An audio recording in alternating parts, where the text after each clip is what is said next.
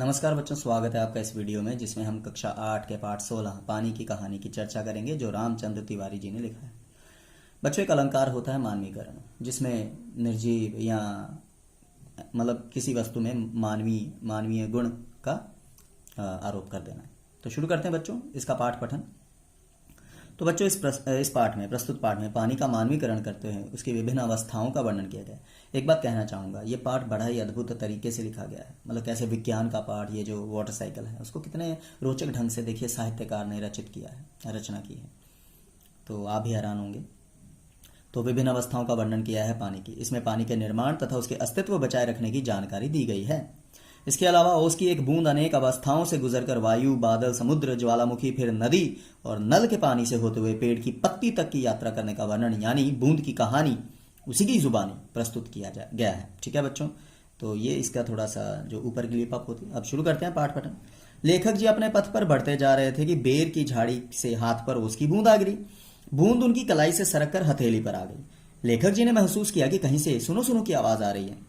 Imagination कहते हैं जहां पहुंचे ना रवि वहां पहुंचे कवि या लेखक। कल्पना। ध्यान से सुना तो पाया कि यह आवाज उसी ओस कण अर्थात बूंद से आ रही है। अब लेखक जी सुनो सुनो की आवाज को अनसुनी ना कर सके।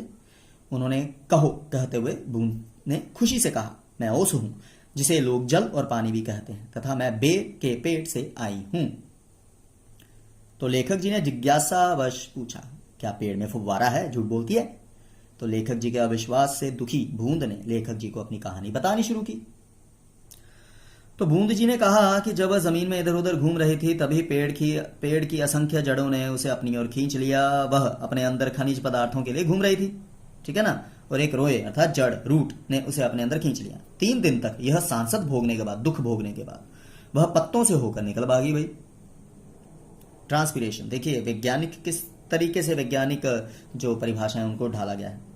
रात भर पत्तों पर पड़ी रही, उसके पड़े रहने के बाद लेखक जी को देखते ही उनके हाथ पर आ गिरी। तो बच्चों वाटर साइकिल के जितने प्रोसीजर है ना, ट्रांसपीरेशन, कंडेंसेशन, इवेपोरेशन, बड़े रोचक ढंग से इस पाठ में कहे गए। बूंद की कहानी सुनकर लेखक जी को दुख हुआ। सूरज निकलने में कुछ समय शेष था। उनकी शक्ति पाते ही बूंद उड़ जाती, मतलब इवेपोरेट हो जाती। अतः सूरज निकलने तक का समय बिताने के लिए बूंद विचित्र घटनाओं से परिपूर्ण जीवन की अपनी कहानी सुनाने लगी। किनको? लेखक जी को। बूंद की कहानी अब बढ़ती आगे। बहुत समय पहले बूंद के जो पुरखे हैं, एंसेस्टर, बड़े बुजुर्ग, हद्रजन अर्थात हाइड्रोजन और ओशजन अर्थात ऑक्सीजन नामक 2 गैसों के रूप में सूर्यमंडल में विद्यमान थे। एक दिन की बात है कि एक प्रचंड प्रकाश पिंड सूर्य की ओर बढ़ता आ रहा था। सूर्य से लाखों गुना बड़े इस प्रकाश पिंड की शक्ति इतनी अधिक थी कि सूर्य का एक भाग टूटकर उसके पीछे चला। यह टूटा भाग इतनी आकर्षण शक्ति न सहन कर पाने के कारण कई और खंडों में टूट गया। उन्हीं में से एक हमारी पृथ्वी है, उसका अर्थात बूंद का, ठीक है, ग्रह ठंडा होता गया और अरबों वर्ष पहले हद्रजन और औषजन की रासायनिक प्रक्रिया, केमिकल रिएक्शन के उपरांत उसका जन्म हुआ।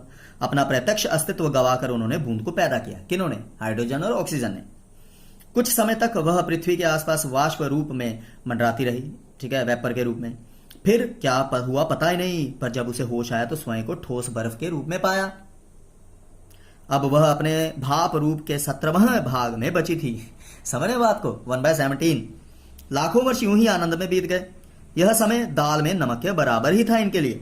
ऐसे दीर्घजीवी से बात करके लेखक जी स्वयं को धन्य मान रहे थे। देखिए ना, लेखक जी उस बूंद को मिले जो अरबों लाखों सालों से, कह लो लाख वर्ष चलो इसमें आए कि जी रही है।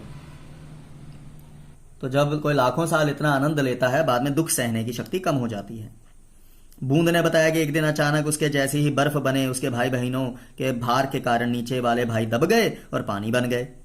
अब तक वह जान चुकी थी कि समुद्र में भी नाना प्रकार के जीव जंतुओं का साम्राज्य है। बूंद ने एक दिन समुद्र की गहराई में जाने का निश्चय किया। मार्ग में उसने नाना प्रकार अर्थात अलग अलग तरह के डिफरेंट टाइप्स के विचित्र जीव जंतु देखे, जिनमें धीरे रेंगने वाले घोंगे, जालीदार मछलियां, भारी भारी कछुए, मनुष्य से अधिक लंबी मछलियां तथा लालटेन के प्रकाश वाली मछली देखी। ठीक है ना, कुछ याद आया होगा आपको भी। तो बूंद को यही चीजें देखने में कई साल लग गए। इस समय वह पानी की 3 मील मोटी परत के नीचे थी। बूंद जमीन में घुसकर अपनी जान बचाने का प्रयास करने लगी। समुद्र के जल कण भी तो अपनी जान बचाने का यही तरीका बनाते हैं। वह अपने साथियों के साथ ऐसी जगह पर पहुंची जहां कुछ भी ठोस न था। बड़ी बड़ी लाल पीली चट्टानें बहने के लिए उतावली थी। उतावली तथा खुशी में डूबी बूंद अचानक ऐसी जगह पहुंची जहां तापमान बहुत ऊंचा था। अचानक एक बड़ा सा धमाका हुआ और वह अपने साथियों समेत बाहर फेंक दी गई। वह आकाश में उड़ चली। सोचिए क्या हुआ होगा। उसने पीछे मुड़कर देखा कि पृथ्वी फट गई है। तो उसमें से धुआं, रेत, पिघली धातुएं और लपटें निकल रही हैं, मतलब ज्वालामुखी। तो कल्पना करिएगा कि बूंद कितना एंजॉय कर रही होगी हवा में उड़ते हुए। वह इस शानदार दृश्य को देखने के लिए बार बार इच्छुक थी। मनुष्य इसे ज्वालामुखी कहते हैं। तो आसमान में उसे भाप का बड़ा दल मिला तथा उसकी सहेली आंधी भी मिली। क्या बात है, कितना अच्छे तरीके से लिखा है।